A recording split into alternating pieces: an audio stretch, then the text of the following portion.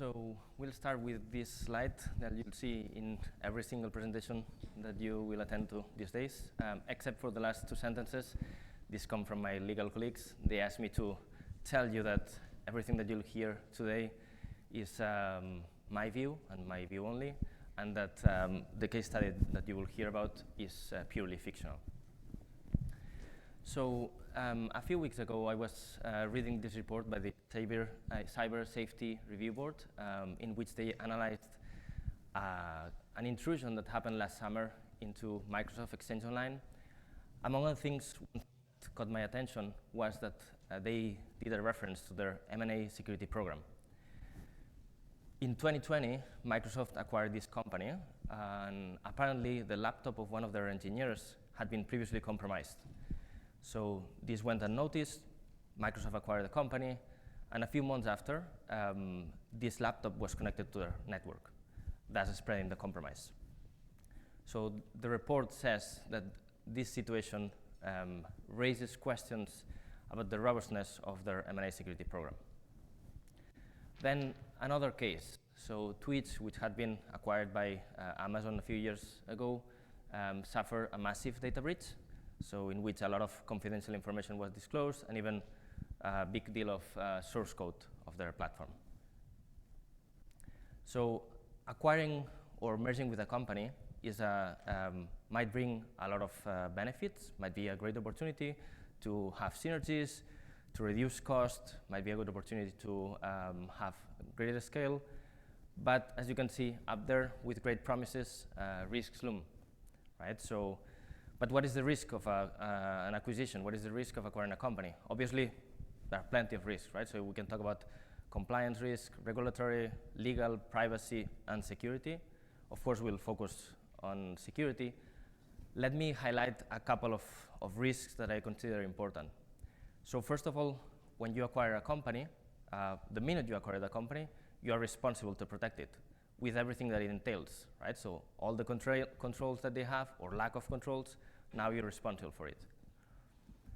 The second risk that I want to highlight is also that if you are planning to integrate this company, all the gaps, technical, and all the maybe unwanted guests they may have will end up or might end up compromising your own network.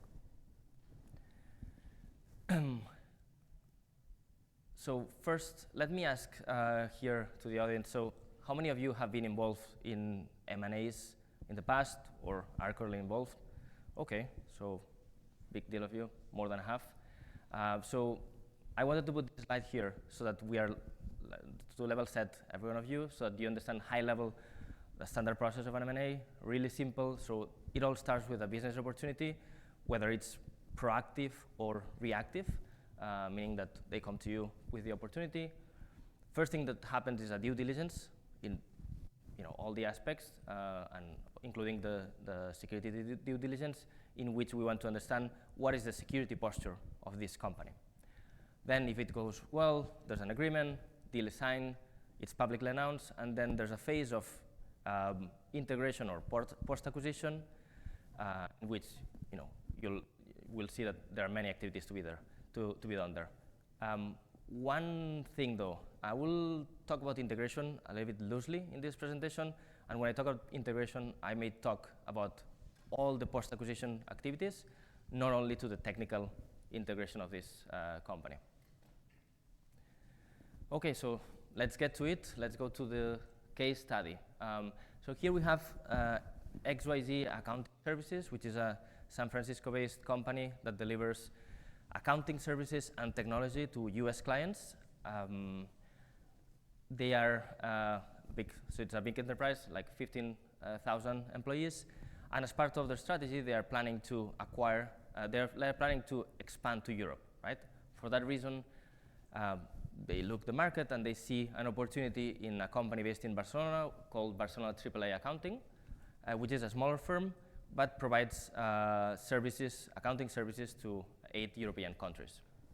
So with that, the board accepts to proceed with the due diligence phase, and they agree with Barcelona Accounting, and they get to it. To give you a little bit of perspective, there are a lot of people involved in a due diligence, right? So from the XYZ accounting team, you'll see all these people, but of course, we'll focus on security. Just let me say that all the functions that you see here represented might be different if the target company is different or if the business environment in which your company lives is different, right? So, but these are the ones that XYZ Accounting decided would be good for this type of acquisition.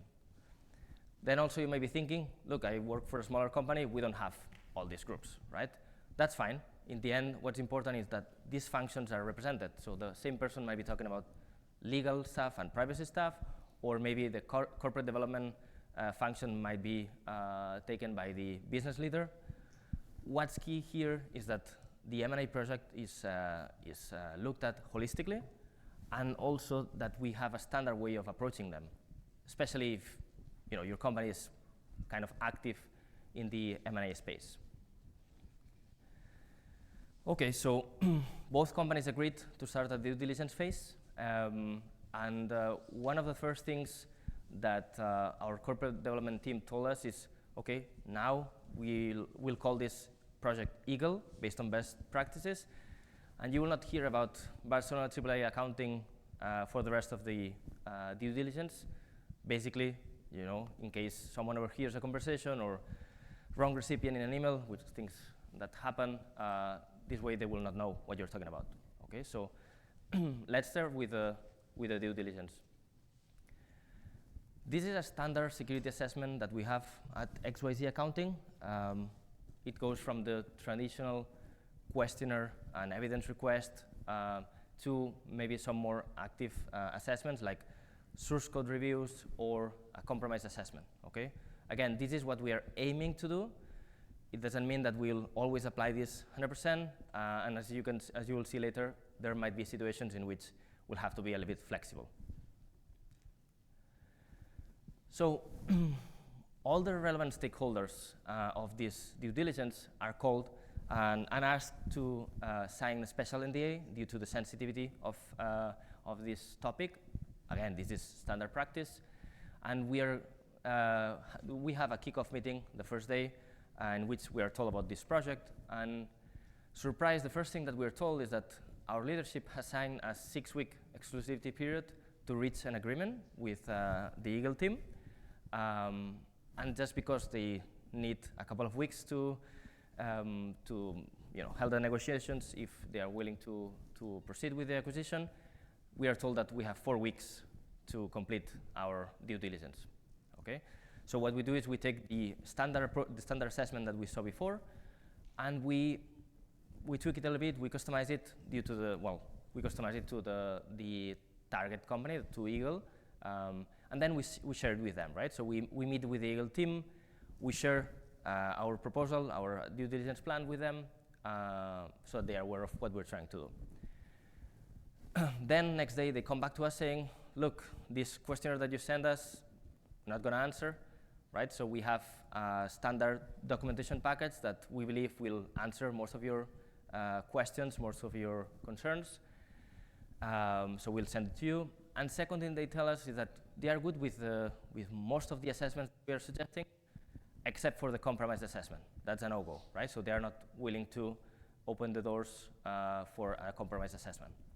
So what we do is we reconvene with all this information, with all this news, and first we look at what they shared with us.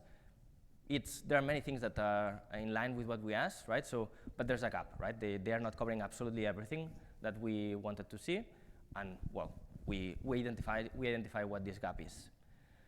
Second thing about the compromise assessment, after a debate, we decide that, okay, we can move on without the compromise assessment in due diligence. However, we'll ask for additional evidence and additional questions. And we decide that the compromise assessment will be performed right after acquisition, if we acquire the company, if we acquire Eagle, and it will happen afterwards, and of course before any kind of integration, right? So while it's standalone. And what we will try to do during negotiations is to link the final price of the acquisition to the results of this compromise assessment. Meaning, we perform a compromise assessment post-acquisition, and it looks good, fantastic, then obviously we pay full price, what we agreed. If there are major gaps, then there might be kind of a discount, or certain part that was left for post-acquisition will not end up being paid. Okay, that's what we'll try. And with that, we agreed to proceed with what they share, right? So moving to the next, to the second week, so we align with our IT and our privacy partners within XYZ Accounting, mainly because there are some topics in this documentation package that also referenced these two groups, privacy and IT, and we end up creating a delta questionnaire with a difference of what we expected and what is there. Then we asked for a couple, and we send it to the Eagle team, right? They looked at it, they are good, they will be answering the delta questionnaire. Then we ask a couple of assessments on top of that. We ask for cybersecurity rating report to one of our vendors for Eagle. And then we also ask for a threat intel report to our internal colleagues in the threat intelligence team. Okay, we want to know a little bit more with these two assessments. Later in the week, we'll also ask for a source code review of their main application.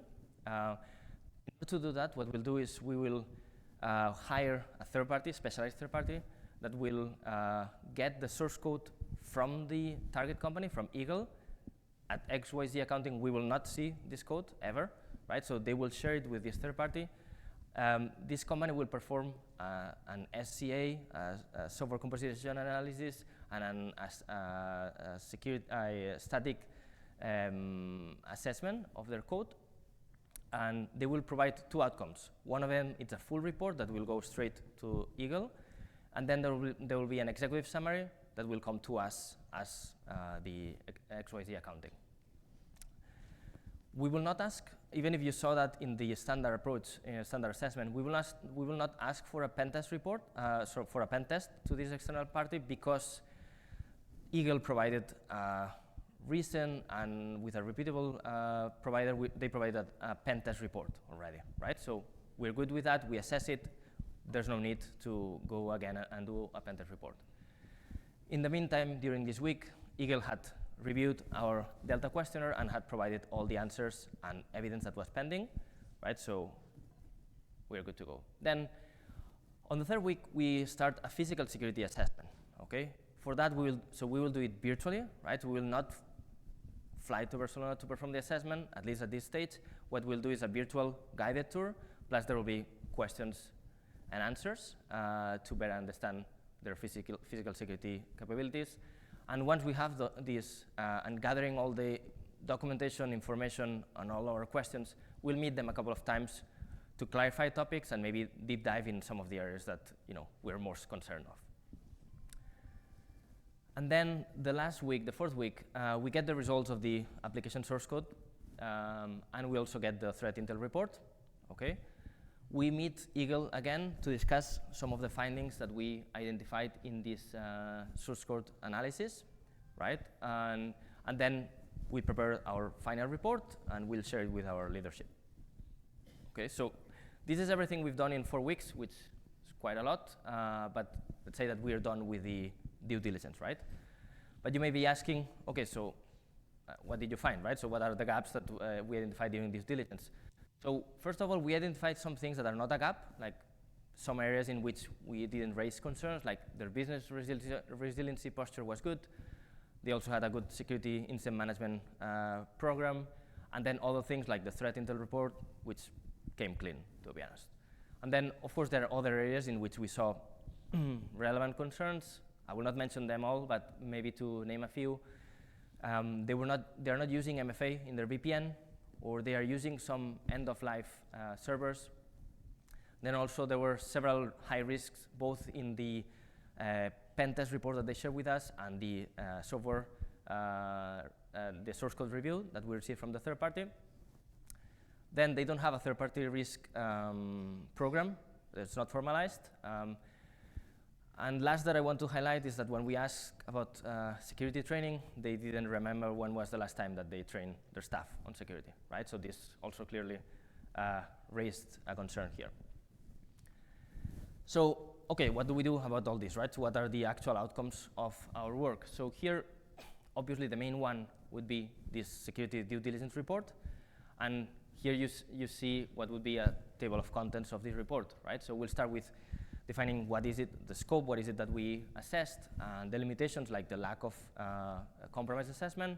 We also describe exactly what we did, right? So what was the assessment done, what are the different parts. We also mention their strengths and synergy opportunities because not everything can be bad, right? So they also had good controls and good parts of their program. And then we talk about their weaknesses, the risk that they would bring in case of acquiring them, right? So we want to quantify the risk that they would bring so that our leadership can make an educated decision, whether it's buy or not buy, but that this is an educated decision. And then a very important thing that maybe sometimes it's not taken care of. So during the due diligence phase, we will commit on a 30, 60, 90 plus action plan with the relevant stakeholders in case we end up acquiring, right? So we already have the plan built, and then in day one, you'll see that if we end up acquiring, we just start executing, and we don't start thinking, okay, what do we do? What do we prioritize, right? So it's a prioritized plan that we will, if we buy, we'll end up executing in first day. And then, of course, we talk about dollar amounts, right? So what is the investment needs, what the investment needs we have to put their security program up to speed with what our expectations are, right? If we end up buying, of course. Many of you have told me that you've been involved in M&As, so this might be obvious to you, but please use business language in these reports, right? I cannot stress this enough. So your CEO or some of your board members might be techies, and they might come back to you with more technical questions, but please stick to business language so that everyone can understand what is going on, right? And they don't only hear words that they don't understand or read words that they don't understand, okay? Then something that we like to prepare is an executive summary that where we highlight the big things that we want to share with our leadership and all the relevant stakeholders. This will be very useful in these 2 weeks in which they will be negotiating, right? So that everyone understands what's going on without having to review a full report. And then for more internal reasons, we'll talk about lessons learned because we want to continuously monitor continuously enhance our program.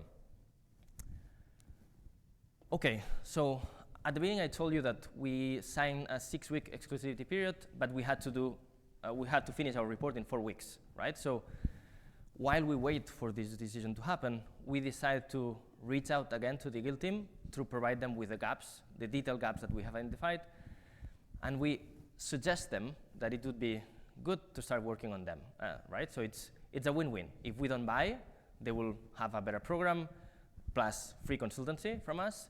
If we end up acquiring the company, well, it will be a less risky acquisition, right? So they agree to it, and they even work on some of the gaps that you can see here. So they provide the necessary evidence. We're good with it. We update our report, version 2, and we share it with our leadership so that they can take it into account on the negotiations, right? Okay, so this is the due diligence, right? So these 2 weeks go by, and well, the company, so XYZ, agrees to, so both companies agree to acquire for the acquisition, right? So they agree to start the acquisition, and they sign the deal, right? And now what we'll do is we'll talk about post-acquisition, right? So we'll talk about the approach that we will follow post-acquisition, how we'll prioritize, and what will be the next steps, right? This is a zoom in into the overview that you saw at the beginning, right? Focusing on the integration or post-acquisition phase. Here you'll see clear activities in day 1, first month, first 3 months, and then the long tails that unfortunately you will be seeing all over in M&A projects. Sometimes there aren't, but so normally there are some, right? And we have to take them into account. So day 1, right?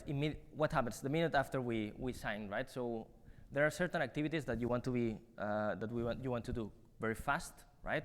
Because of the risk of having an unprotected environment and an unprotected team, right? So, as I mentioned before, the minute you acquire the company, you're responsible for it. So, first thing, and even if this has been publicly announced already, let's connect with all the relevant stakeholders within the security space so they are aware of this, right, in case they missed the general communication, so they understand that they have to start working on it, right? And then because we want to approach this in a very methodical way, we will formalize a project for this integration. We will assign a PM for it in order to have proper prioritization, to have traction, to escalate when needed, right? So that everything is properly overseen. Okay, and then there are some other immediate actions that will happen, obviously depending on what we found, depending on the company we acquired. Here, just to name one, one thing that we'll do in day one or week one, right? So just an expression. We'll install monitoring agents in the recently acquired environment. If you remember, even if I didn't mention it, but it was there on screen, one of the items that we identified, one of the risks, is that they were not monitoring their environment, right? So we want to gain visibility right away so that we don't have surprises in there, or if we have surprises, we can fix them as soon as possible, right? So one of the things that happen when you acquire the company is that now you own it and you have full visibility on it, or you can have full visibility on it, whereas when you're in due diligence, you have limited visibility and you always depend on the target company. So after the immediate actions, in the first month, we want to tackle priorities. Good things is that we already have a plan. We don't have to build it, right? So during due diligence, we already planned for it, and we just need to execute. And I will differentiate between two different things, right? So one of them might be fixing gaps that we have already identified during due diligence, and obviously we'll talk about the most critical ones, right? And ideally, during these 30 days, we'll try to remediate most of them. We want to be very aggressive, but we are also reasonable, right? So there are things that even if they are high risk, we will not be able to deal with them in 1 month. But at least let's have a very specific plan and specific dates for this specific finding. And if we can, let's have some mitigating controls so that this is not a high and maybe a medium, or it's not a critical and it's a high, right? So that's something we want to do. The second big thing would be initiate certain work streams within the security space, okay? These work streams that you can see some of them here on the right-hand side will do several things. First of all, now that we're in the environment, we'll start doing more in-depth assessments, right? So, and this includes the compromise assessment that we talked about. So let's go in depth. And also we start deploying all the security services that we provide in our company. Let's start deploying them into the newly acquired company as well, right? And here, one of the things that I also want to stress is we just inherited an environment, okay? And our intention is to fully integrate. I didn't mention this at the beginning, but our intention is to fully integrate. So with this newly acquired environment, we want to put it at least at a certain level, right? On top of the visibility, what are the minimum controls that we expect, even if it's not at the same level as the rest of our environment, but let's get to a minimum, right? And let's do it fast, because sometimes the weakest part of the chain is what you recently acquired, which is not at your standards, right? And even if it's not integrated yet, well, it's your responsibility, as I mentioned before, right? So also think that once you do all this in-depth assessment, you will be raising more gaps, most probably, right? So you'll have to handle them as well. And also in the first month, even if it's very simple and quick, but we want to have a security training to our new colleagues. Basically, and as you heard before, they haven't heard of security in the past year, so it's a good thing to at least put them in context and let them know that security is important, that they all play a part in a role in security, okay? And then partnering with IT, okay? Partnering with IT is important because, as you'll see, we are securing, but we're not implementing the technical integration, right? And there are many things in which we will depend on them. This partnership is not new here. We come from a due diligence in which we already partnered with them, especially because we agreed on an action plan with them. But I want to highlight the importance of partnering with our IT. Then the following months, well, we've created a big deal of findings that we want to remediate, and we'll be working on them. Some of them will work on remediation. There might be situations, especially on the legacy environment that we just acquired, in which we may accept the risk, or the business might accept the risk. Of course, we have to say something about it, but there's potential business risk acceptance in certain aspects of it, if it's reasonable and if the integration is quick. But we'll keep working on remediating, we'll keep working on deploying the different security services. And also in this case specifically, we'll perform the third-party risk assessments of our new vendors, because as you heard before, they were not, there was no formal program before. And then more in the long run, so there will probably be the integration, we'll partner with our IT team, and we will keep working on the all the findings on all the pending actions that might be there, the long tails that I mentioned before. We'll be overseeing them and monitoring them, okay? Okay, but in the end, at some point you'll have to say, okay, what's done is done, right? We have to close this project, even if it's not 100% completed, even if there are a couple of findings here, pending action there. It doesn't mean that we'll forget about them, but the project as it is should be closed at some point, right? So a project has a start and an end. We cannot keep it forever. And at some point, these findings or these activities are XYZ accounting activities, right? So we want to keep them in our GRC program as any other finding, and we'll continue, doing all the monitoring, right? So we formalize this closure. We seek the necessary approval to close the project, and we keep overseeing these pending items. At the beginning, I did mention that with great promises, risk loom. What I would say is that, or what I would add is that, with a strong M&A security program, these risks can be a little bit lower, right? So that's where I encourage you to have a strong M&A security program, so that all these risks are properly managed. So let's go with a summary of what we've seen here today. So as I told you, it's a case study end-to-end from a security perspective, and we saw two different areas, M&A due diligence.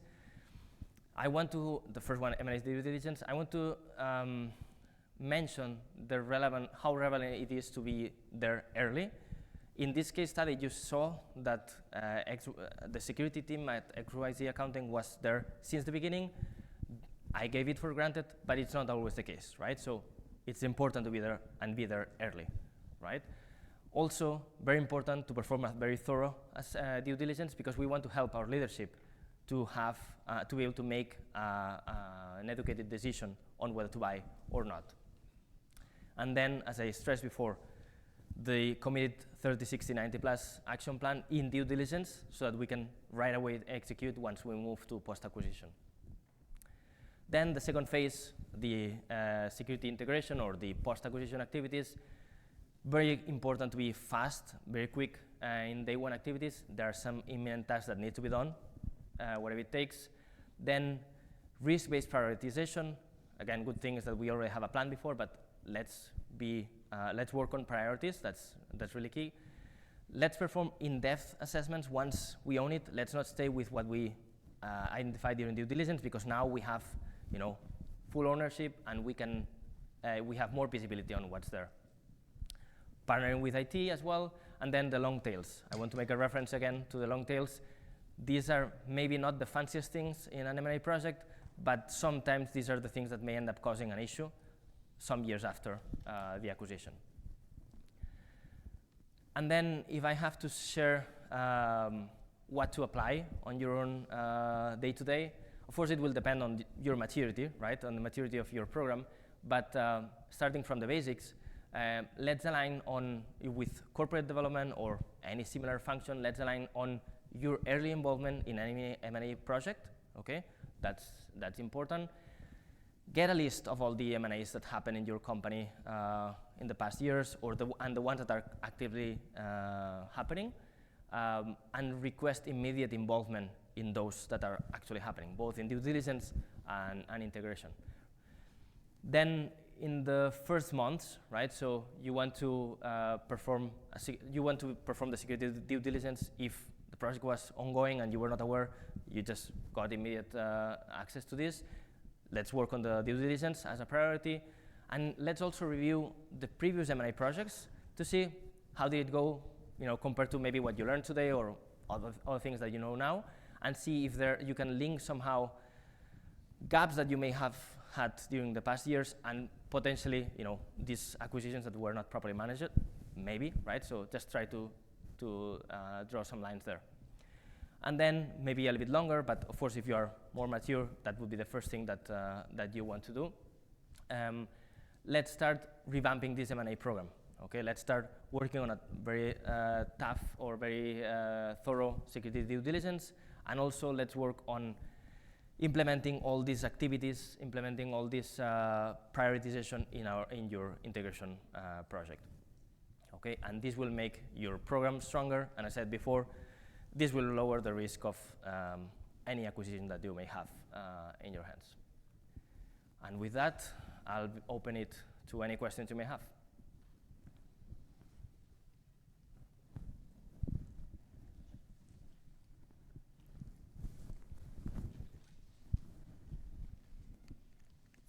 Hi, thank you for that.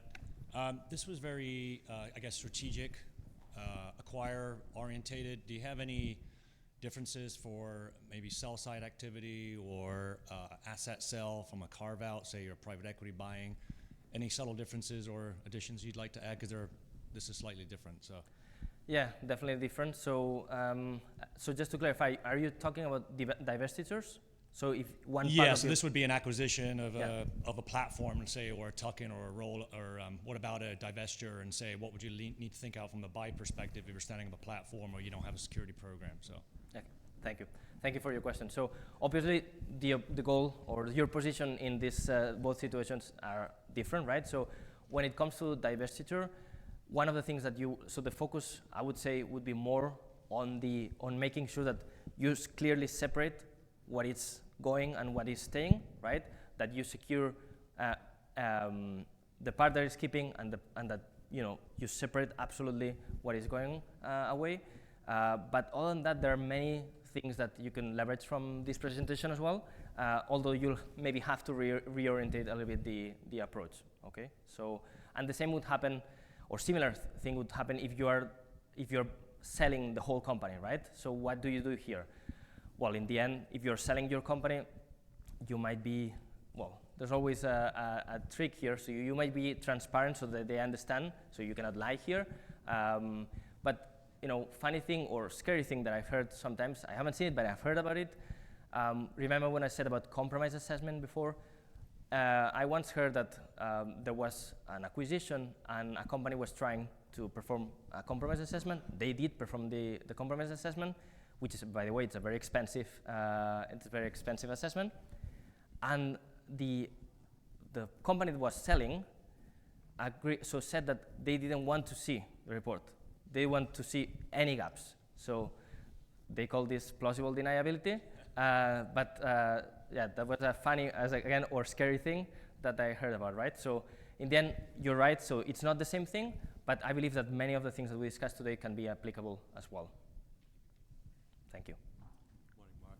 I've got two questions. The Okay. first one, on the due diligence report, you brought a good comment about making business language.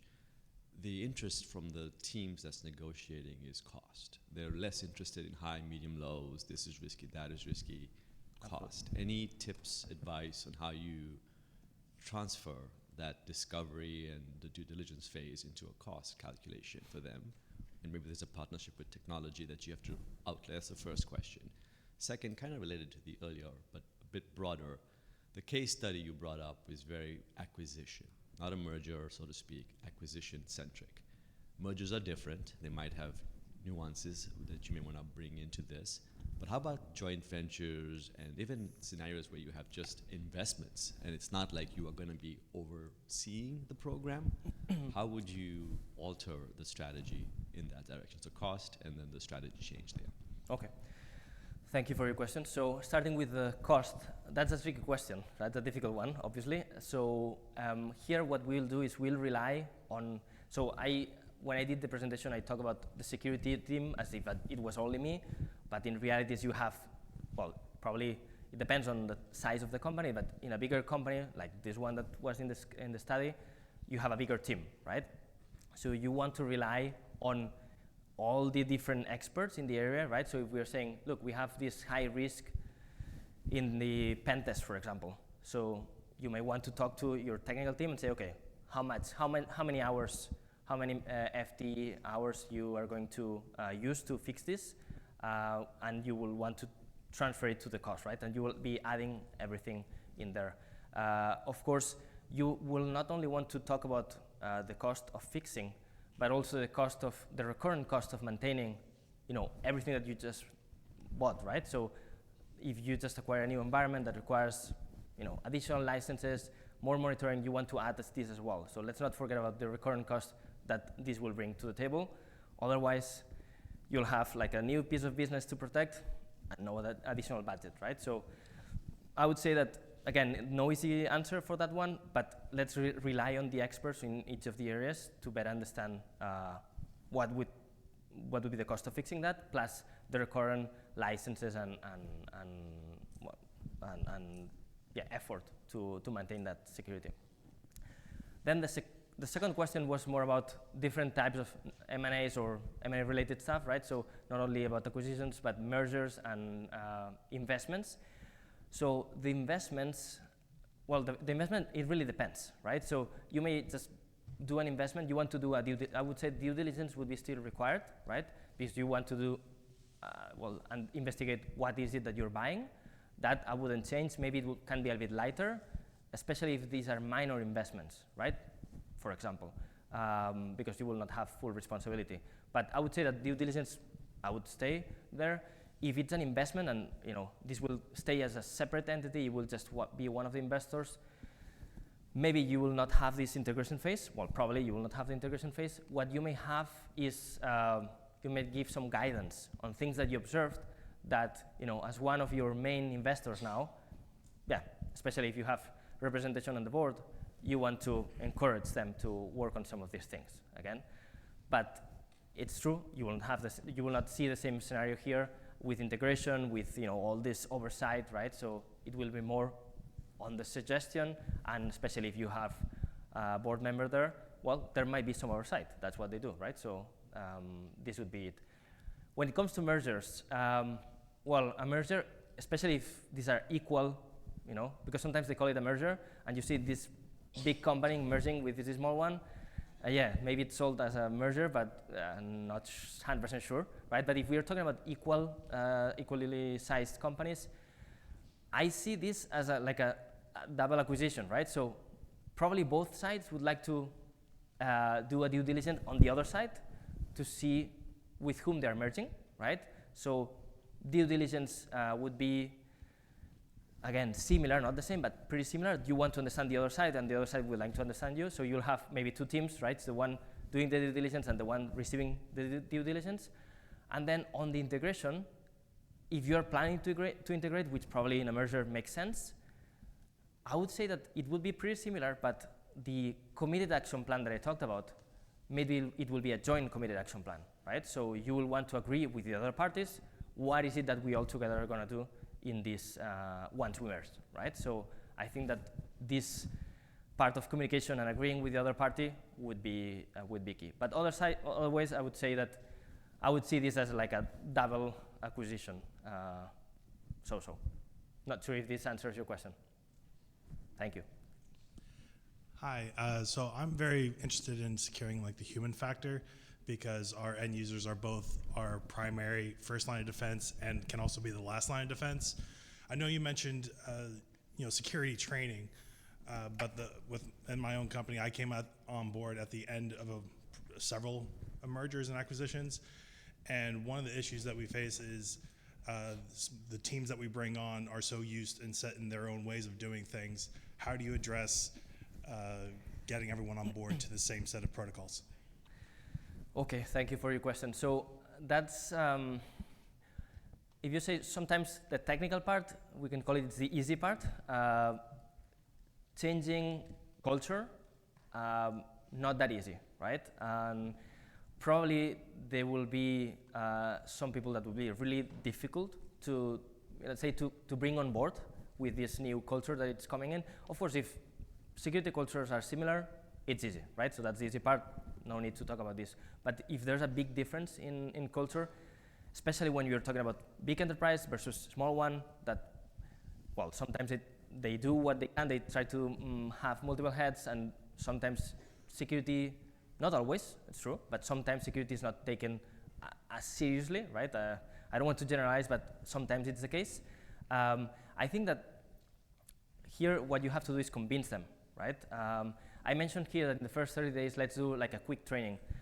Yeah, that's not gonna be it, right? So you do this so they have some initial conversation, and those that have the willingness to adapt, at least you get them, right? And they know, and it will not be because they didn't know, right? It's more because, okay, they don't want some, right? But I think it's a long-term thing, right? To make sure that they understand, that they are convinced that this is what they have to do, and this is what will bring value to the company. And obviously, right, so as in any company, so if in the end there's a big clash in terms of culture, and they are not, some of them are not convinced, and some of them are not maybe working the way you approach, well, that's a different issue that should be treated by different teams, right? But I think it's a very important one, the culture, especially culture clash. But I think with the time you have to end up convincing them of the good things that this will bring to them. Thank you. Hi, good morning. Hi. So you mentioned about the due diligence report and week 1, week 2, week 3. A lot of times what happens practically, I'm speaking, is the security teams are involved quite later on in the process.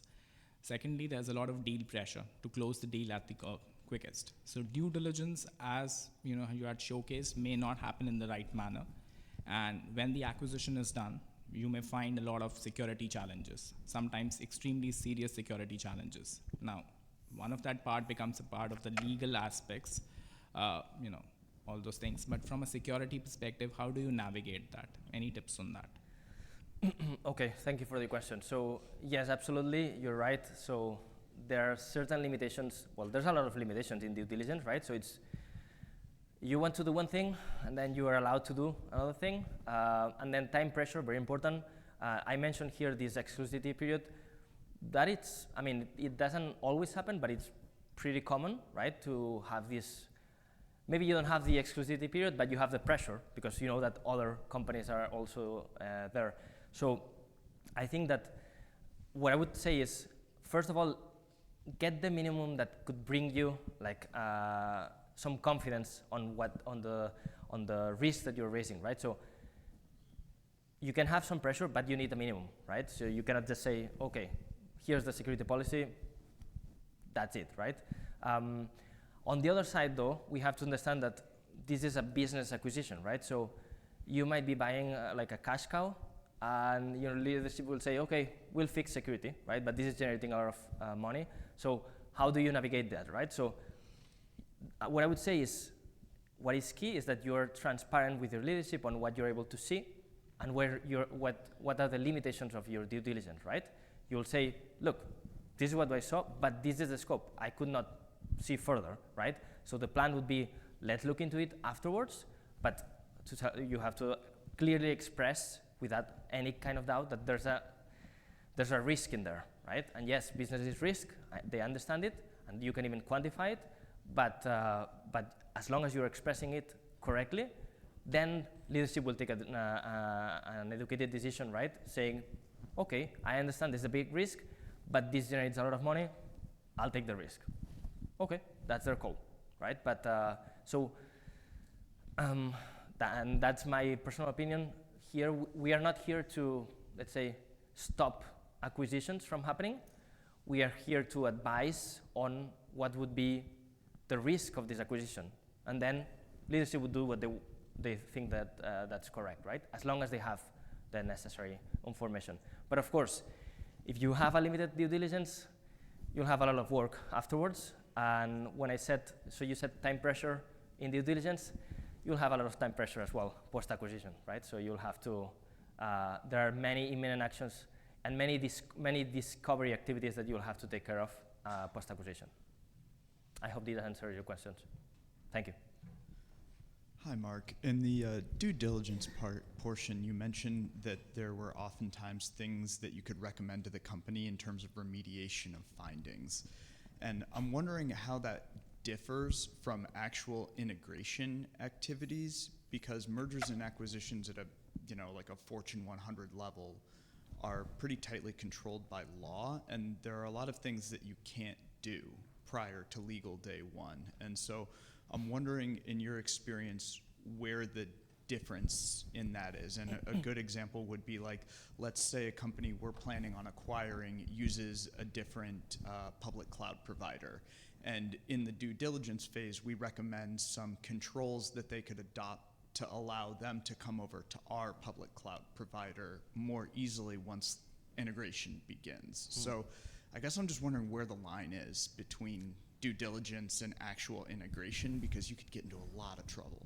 Yeah, thank you. That's a very good question. So first of all, I would say that obviously if you're talking about especially publicly traded or highly regulated companies that you're acquiring, you take things very carefully, right? So you want to be sure of what you're doing. The second thing I would say is that we will try, and this will be like any audit or assessment, we will try to raise the risk and see, okay, this is the risk that we see, and maybe make some suggestions, but never tell them, you have to do this, you have to fix this in this way. Obviously for legal reasons as well, right? So if something breaks, you don't want to be the one who said, do it this way. But I think that first you have to understand that we will not do these targeted recommendations. It will be more broadly and saying, hey, we see this risk, you tell me, I don't have enough visibility on your environment, right? So you tell me what you'll do to do that. And again, these were just, as I said before, suggestions, right? So sometimes they say, nope, I'm not gonna do anything, or maybe they do it and they never tell you, right? So that might be the case. But then when it comes to your initial question, when it comes to highly regulated, especially with recommendations, you should be careful. Or maybe you will avoid that phase. You say, okay, that's fine. I will not talk about the specific gaps because of the risk. It's maybe the risk of making any kind of recommendation would be bigger than just, there is. So leave it as it is, right? So I'm good with that. It's your call. Now when it becomes my problem, I'll see what I do. Okay, so I hope this answers your question. Thank you. Any other question? No. So during actual transition, inside a threat, I think, is going to be one of your biggest things if you're doing workforce refactoring. What does good practice around that look like for security? Yeah, that's true. So, and there are many stories about insider threat, especially, those that maybe not so happy with, the acquisition on the acquired side. I would say that as part of the immediate actions, gaining visibility of what is happening, also having a look at, the authentication to access everything, to make sure that only those people that need access to certain things will have it, right? Would be good practices to begin with. But of course, it will take you a while to get to a point in which you can deploy all your threat, so insider threat program into the newly acquired program, newly acquired company, right? So I would say that you'll have to decide on immediate actions, and I just name a couple, depending on what you're buying and the risk that these people could bring, and then focusing also mid-long term on deploying your insider threat program there. Thank you. Okay, so I think we're done. So thank you very much for being here today. Thank you.